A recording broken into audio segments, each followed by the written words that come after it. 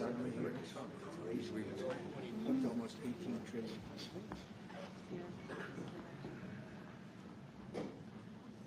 Well, thank you very much, everybody. It's an honor to have the Prime Minister of Canada, Mark Carney, who I have made very popular. He's an extremely popular Prime Minister, and I'm very honored to do it because I liked him right from the beginning. I've liked him, and we've had a good relationship.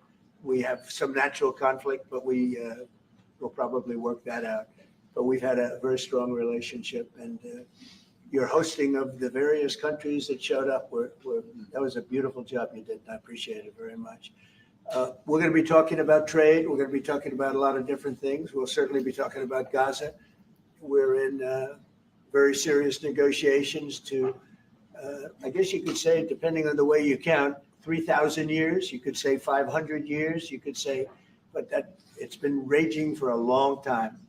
And I think there's a possibility that we could have peace in the Middle East. It's something even beyond the Gaza situation. We want a release of the hostages immediately, etc. And so our team is over there now.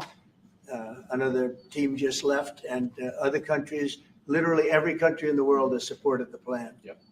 I don't think there's anybody that hasn't, actually, not that I've seen. But there's a real chance that we could do something. So you may have some questions on that later. But in the meantime, we'll spend some time and we'll make some deals and we'll do some things that are good for both of our countries. And Mark, it's an honor to have you. Thank you very much. Thank you very much, Mr. President. If I may, you kindly hosted me and some of my colleagues a few months ago, and I said at the time, you are a transformative president. And since then, the transformation in the economy, unprecedented commitments of NATO partners to defense spending, peace from India, Pakistan through to Azerbaijan, Armenia, disabling Iran as a force of terror, and now, and I'm running out of time, but this is in many respects the most important. The merger of Canada and the United States. That wasn't where I was going. On this solemn day of commemoration of the October horrific attacks of October 7th, for the first time in decades, hundreds of years, thousands of years, this prospect of peace that you've made possible. Canada stands foursquare behind those efforts, and we'll do whatever we can to support Very them. nice. Yeah. Thank you very much. Any questions? Is there any, what would it take for you to drop or lower your tariffs on Canadian sectors, including aluminum and steel? Well, we're going to be talking about that with the Prime Minister. We'll be talking about tariffs. We'll be talking about a lot of that, but that's for a little bit later on. Has the Prime Minister I want to just acknowledge our great ambassador. Is he doing a good job? He's doing a good job. Otherwise, I'll get him out of there so fast. Yeah, but Is it the White House's position that furloughed workers should be paid for their back pay? I would say it depends on who we're talking about. I can tell you this, the Democrats have put a lot of people in great risk and jeopardy, but it really depends on who you're talking about. But for the most part, we're going to take care of our people. There are some people that really don't deserve to be taken care of, and we'll take care of them in a different way. Okay? Thank you. In your opinion, why has Canada and the United States failed to reach an agreement up until now? Well, it's a complicated agreement, more complicated maybe than any other agreement we have on trade, because, we have natural conflict. We also have mutual love. We have great love for each other. I love this. I love Canada and the people of Canada. And Mark feels the same way about here. The problem we have is that they want a car company and I want a car company, meaning the U.S. wants a car company. And they want steel and we want steel. So in other countries, they're very far away and there's no problem. You can compete and you can do. We don't like to compete because we sort of hurt each other when we compete. And so we have a natural conflict. It's a natural business conflict, nothing wrong with it. And I think we've come a long way over the last few months, actually, in terms of that relationship. So when it comes to trade, the United States was always giving everything. They gave everything to Canada. They would let car companies leave here and go to Canada. But that hurts the United States. And, other presidents didn't see that. They weren't business oriented. They might have been good politicians in some cases, not in all cases. They were bad at both. but it's a very natural conflict, and it's something that we're working on. Canada has offered a lot of compromise this summer. Are you willing to offer some compromise to Canada, maybe on steel and aluminum? Well, we've made compromise, and we've made some compromise even on steel. You know, we have the same basic authority and the same basic, this could be also a little bit of a conflict with other countries all over the world on steel, because we want to make our own steel. We don't want to bring steel in for the most part, but we will bring it in, and we do bring it in. We continue to bring it in from Canada, but there is a tariff to pay. And I think that would be a normal thing to say, but we've come a long way. I think, Howard, we can truly say, do you want to make a comment on that? Well, I think the opportunity to work together, but as you've said, there's conflict. You know, why do we make cars in Canada? You've called that out and you've addressed that. So there are places we should work together, and there are places that we have natural conflict. It's a tough situation because we want to make our cars here. At the same time, we want Canada to do well making cars. So we're working on formulas, and I think we'll get there. Canadians are refusing to go to the U.S. The numbers are down like 23% in the first 7 months of the year. What do you say to Canadians that don't want to go to the U.S. now because of your 51st state talk, because of the trade war, the tariffs, and the fear of also? Look, I understand that, and Americans don't want to buy cars that are made in Canada. You know, I mean, we have the same conflict. So there isn't. It's something that will get worked out. There's still great love between the two countries, but you know, American people want product here. They want to make it here. Detroit was emptied out and moved to Canada, moved to Mexico, moved to other places, not just Canada. And now they're all moving back, you know, they're moving back. We have, right now, I was just telling Mark, we have 17 trillion, but it's really much higher. That was as of a couple of months ago. We have over $17 trillion being invested now in the United States. As an example, Biden, he was the worst president we've ever had, but they had less than 1 trillion in 4 years. We have more than 17 trillion in 8 months. 8 months. And I think that number is going to be $21, $22 trillion. There's never been anything like that in the history of the world for any country, not even close. You know, if you did 1 trillion in a year, that's pretty good. We're going to do over 20. And it's coming in with AI. It's coming in with auto plants. You know, we're building auto plants, a lot of auto plants in the U.S. It's coming in for a lot of reasons. It's coming in because of the fact, I think the November 5th election was a big factor. And I think the tariffs are a big factor. And again, we want Canada to do great. But, you know, there's a point at which we also want the same business. We're competing for the same business. That's the problem. That's why I keep mentioning one way to solve that problem is a very easy way, but we're competing for the same business. He wants to make cars, we want to make cars, and we're in competition. And the advantage we have is we have this massive market. So it's it's quite an advantage. Can we talk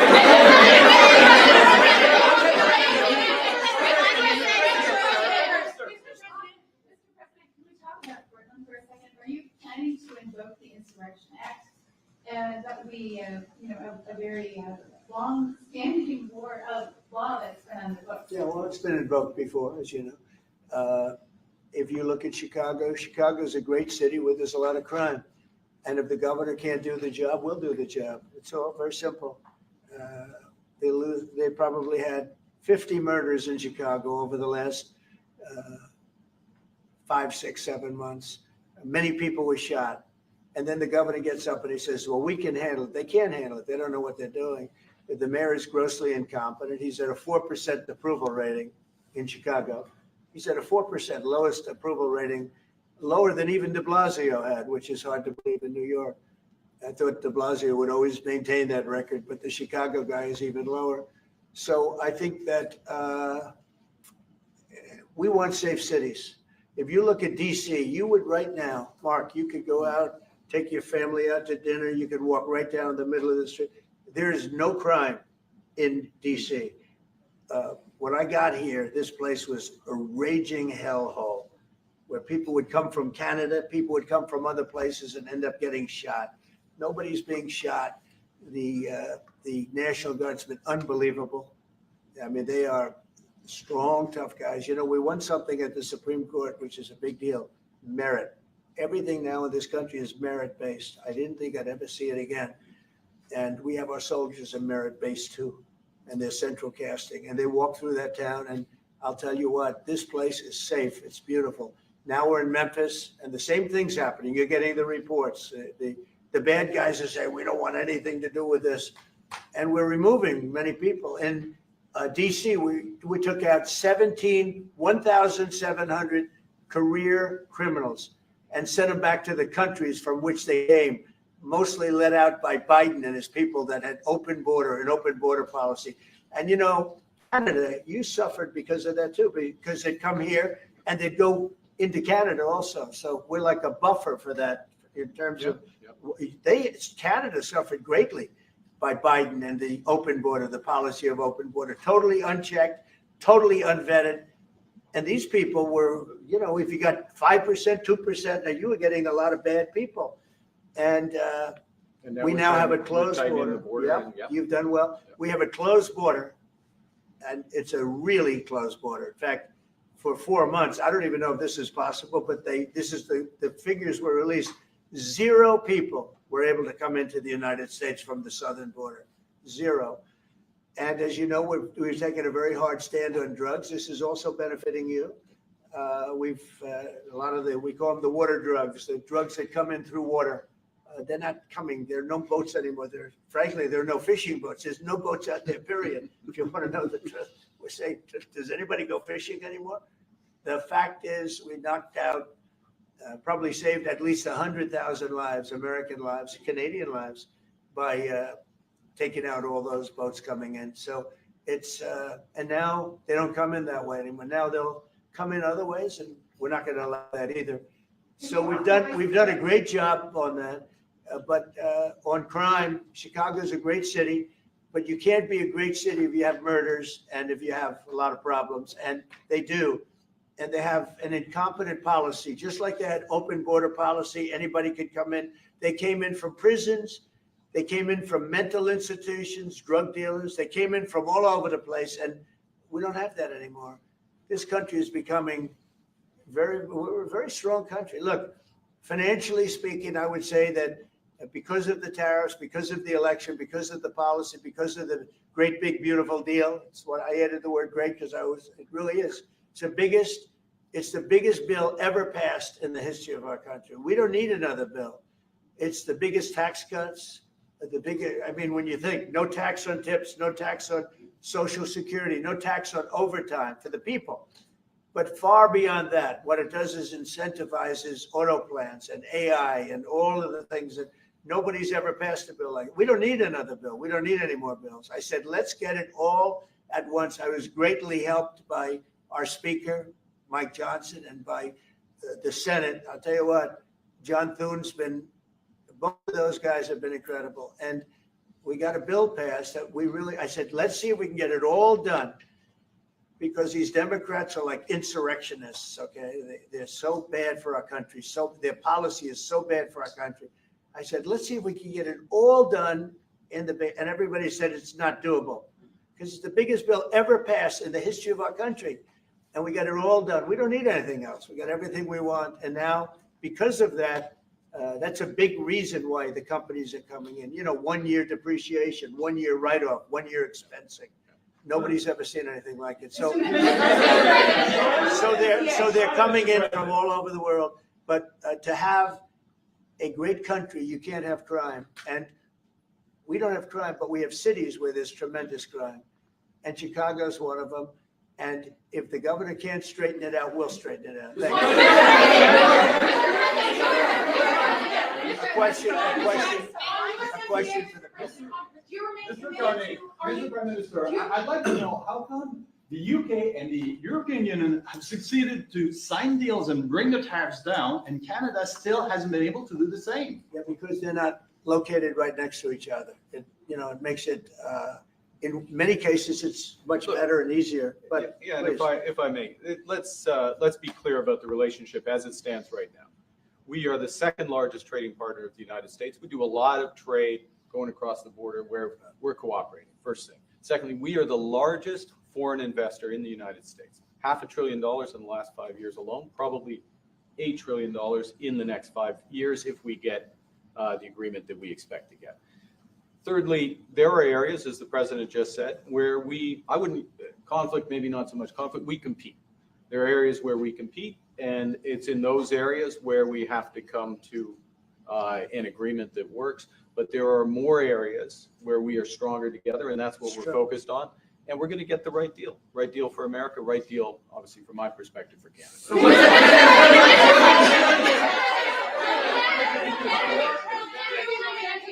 Including one thing that, wait. So one thing where we are working very closely is the Golden Dome. That's the protective mechanism, and you see how that works. It's unbelievable. Ronald Reagan wanted to have it, and at that time they didn't have the technology, even close to the technology, but he was advanced, and we'll be working together on a Golden Dome for the two countries, and it's something that I think is going to be very important, especially when you look at the world, you look at what's happening. We want to have that protection. It's really amazing. The technology is unbelievable. Mr. President, why do you say some federal workers should not get their back pay? Why do you say some? Well, you're going to have to figure that out. Okay, ask the Democrats that question. Mr. President, just to follow up there, I mean, the law says that when the government is reopened, that workers will receive their back pay. So are you going to defy the law there, or what are you hoping? I follow the law, and what the law says is correct, and I follow the law. Mr. President, will Canada be leaving empty-handed, or will will Mr. Carney be leaving Washington with a deal on tariffs? I think they're going to be very happy. We have a lot of things that we're working on that people don't talk about. They talk about, competitiveness. She's a very competitive person. And they talk about things that we don't necessarily agree on. But I think they're going to walk away very happy. I think so. Mr.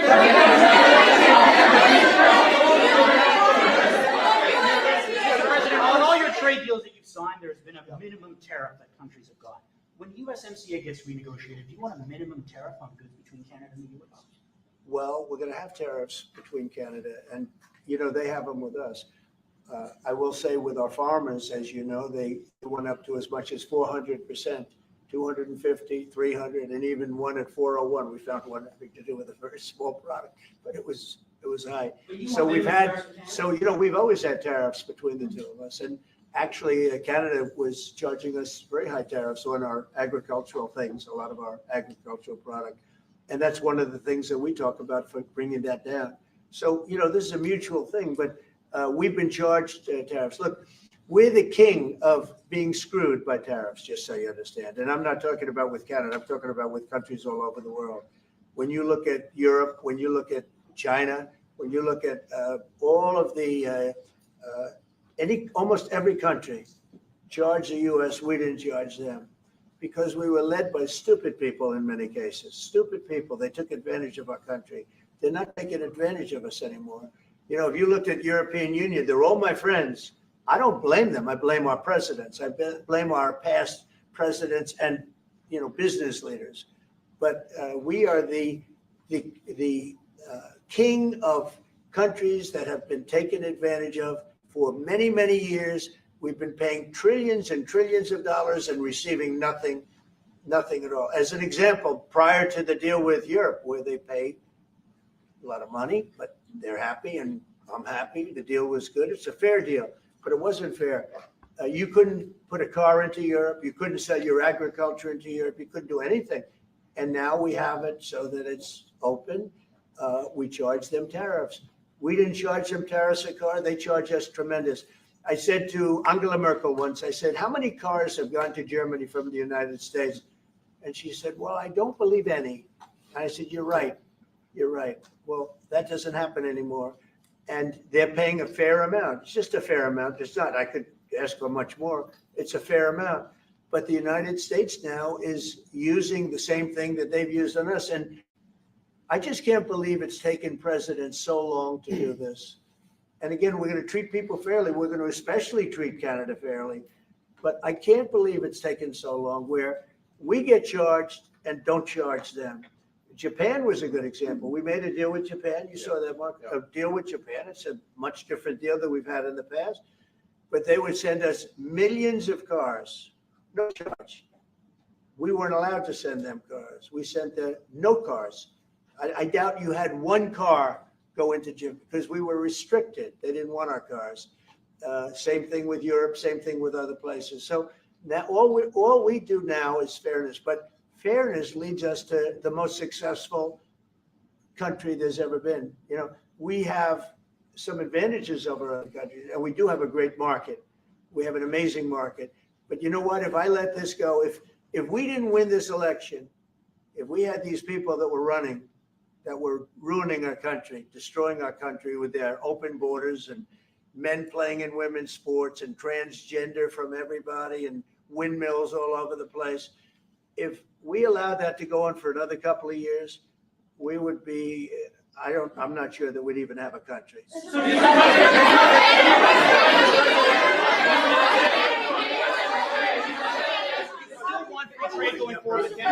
President, how do you see this? By the way, I'm not sure we would have even had a country. And now we have the most successful country in the world. Brian? Yes, sir. What is your message to Democrats ahead of the next vote to open up the government? The American people are saying, open the damn government. What's your message to them right now? Well, they're the ones that started it. They're the ones that have it. And it's almost like a kamikaze attack by them. You want to know the truth? This is like a kamikaze attack. They almost, you know, they have nothing to lose. They've lost the elections. They've lost the presidential election in a landslide. I saw the other day where Kamala said this was a very close election. This was one of the biggest sweeps that anybody's ever had. Won the popular vote by millions, won the electoral college by a massive amount. They said, if I got 270, that would be great. But I got, I think, 312 or 315, and they got 220. So, you know, we won that. But we won counties. The big thing is counties. So out of all of the counties, thousands and thousands, we got 2,500. They got 525. It was a landslide. And we listened. Oh, yes, it was close. It was one of the greatest victories ever. And it was a mandate to do what we're doing. And I hope, and Mark wants this as much as I do, we are very close to making a deal on the Middle East that will bring peace to the Middle East. After all of these years of millions and millions, tens of millions of people being killed, there's a chance to bring peace to the Middle East. In addition to that, I made 7 other deals, and they're, you know, great. And we're, you know, things are happening with respect to Russia, Ukraine. That's one that last week, Mark, 7,812 people were killed. Soldiers, mostly soldiers. But 7,000, more than 7,000, almost 8,000 soldiers were killed. It's a crazy thing. I thought that would have been one of the easy ones. I get along very well with Putin, and I thought that would have been, I'm very disappointed in him because I thought this would have been an easy one to settle, but it's turned out to be maybe tougher than the Middle East. We'll see what happens with the Middle East.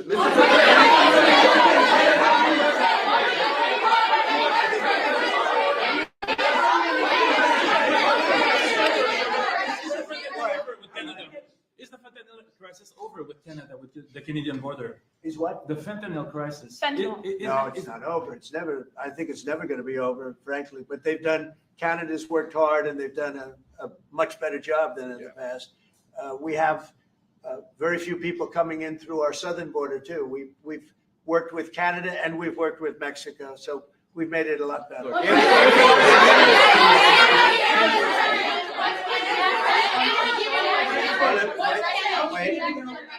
On fentanyl, any amount is too much. So we've gotten it down. It's down substantially. It's less than 1%, but it's still too much. It's too much at home in A lot Canada. of people. Yeah, we got to On snap Russia, it. Mr. On USMCA, are the two of you both committed to seeing it through in the renegotiation of that deal that you made? Well, we could renegotiate it, and that would be good, or we could just do different deals. We're allowed to do different deals if we want. We might make deals that are better for the individual What's your preference? countries. I don't care. I want to make whatever the best deal is for this country, and also very much with Canada in mind.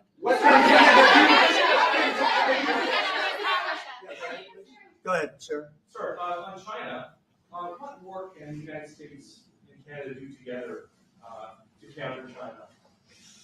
Well, you have to be able to compete. They're a great competitor. And Mark and I both know that. And you have to be able to compete. We have big advantages over China for lots of different reasons. And I think we're doing very well with China. I get along very well with President Xi. I'm going to be meeting him in a few weeks, as you know. I'll be meeting him in South Korea. But we've had a very good relationship for a long time. But you have to be able to compete. To do well with China, if you can't compete, you're not going to do well with China. And Canada is very competitive. I can tell you that. Canada is a very competitive country. I think Canada's done very well over the years with China. Yeah, we have, but we'll do better together. Yeah. On that. Mr. President,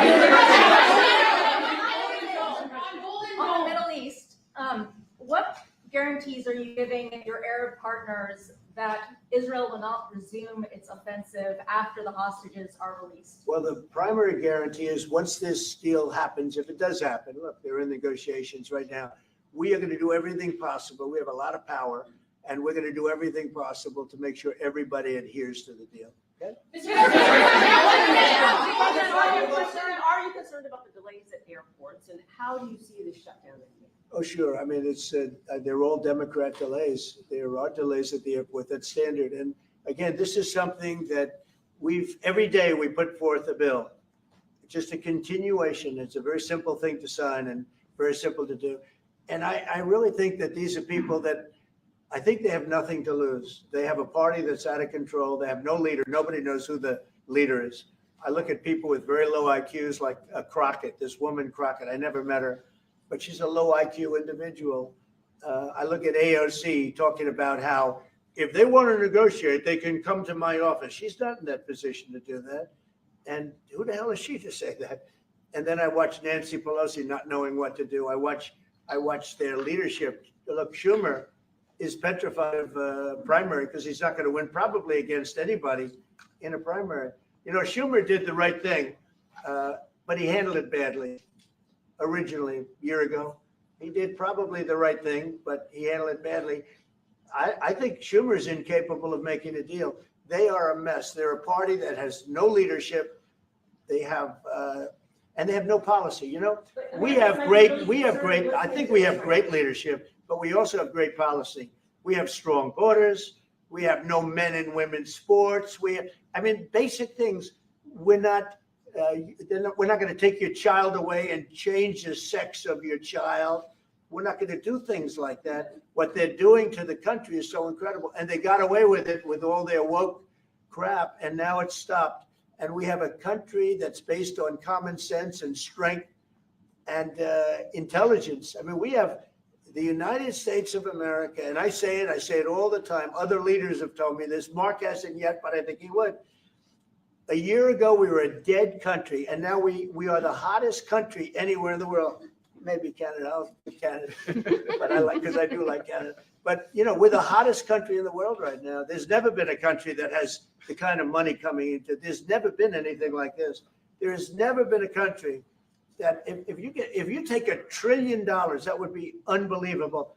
We're going to have over $20 trillion invested in this country. There's never been anything like what you're seeing.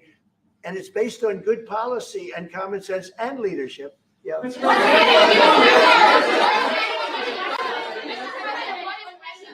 President, what is Canada giving you in return? If you say Mr. Carney is going to be leaving Washington happy, what's Canada giving you in return? Well, you'll find out. But I think the people of Canada, they will love us again. Most of them still do. But if you say only 25%, I assume a lot of them. I think they love us.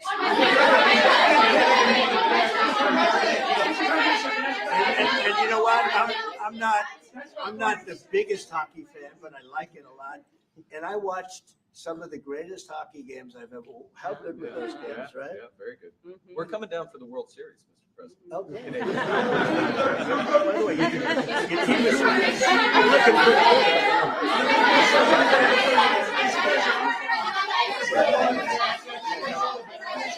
President, will you sign a trade deal with Canada that doesn't include supply managed goods like dairy, for example? If the federal government said that's Well, off if the it table. would include dairy, I mean, it's going to include everything. We'll do a Have comprehensive.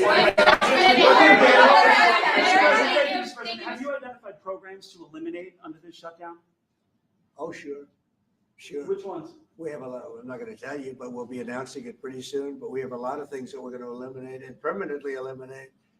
You know, one of the things that we have is some advantage, you could say, but because of the shutdown, which I think they made a big mistake, we're able to take out billions and billions of dollars of waste, fraud, and abuse. And they've handed it, you know, on a silver platter. And, you know, Russell Vogt, he's a serious person, very serious person. And he's sitting there and he's getting ready to cut things. And this is something that was handed to us by, I assume, Schumer. I just don't know if Schumer has any power anymore. I look at your leadership. I don't know who to speak to. I'll tell you what, I'm getting calls from Democrats wanting to meet. I never even heard their names before. And they're claiming to be leader. The Democrats have no leader. They remind me of Somalia, okay? You know? And I met the president of Somalia. I told him about the problem he's got. I said, you have somebody from Somalia who's telling us how to run our country. She's from Somalia. He said, would you like to take her back? He said, no, I don't want her. Okay, you know who I'm talking about. What workers are you talking about? Say it again. How many permanent jobs are you talking about to eliminate? Well, I can tell you, I'll be able to tell you that in 4 or 5 days if this keeps going on. If this keeps going on, it'll be substantial. And a lot of those jobs will never come back. But you're gonna have a lot closer to a balanced budget, actually. Is there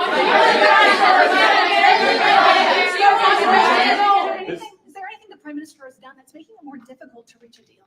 Say it? Is there anything that the Prime Minister has done that's making it more difficult or easier to reach a deal? No, I think he's a great prime minister. I mean, he could represent me anytime. I will tell you, I'm not saying that because no, he is a very strong, very good leader.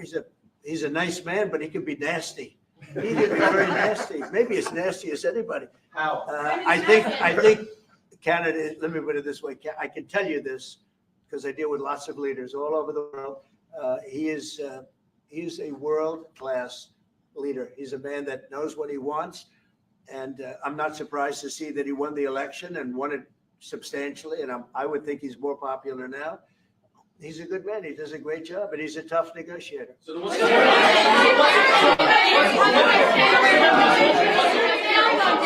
then what's holding things up? If he's a great man and you want to do a deal with Canada, why aren't you?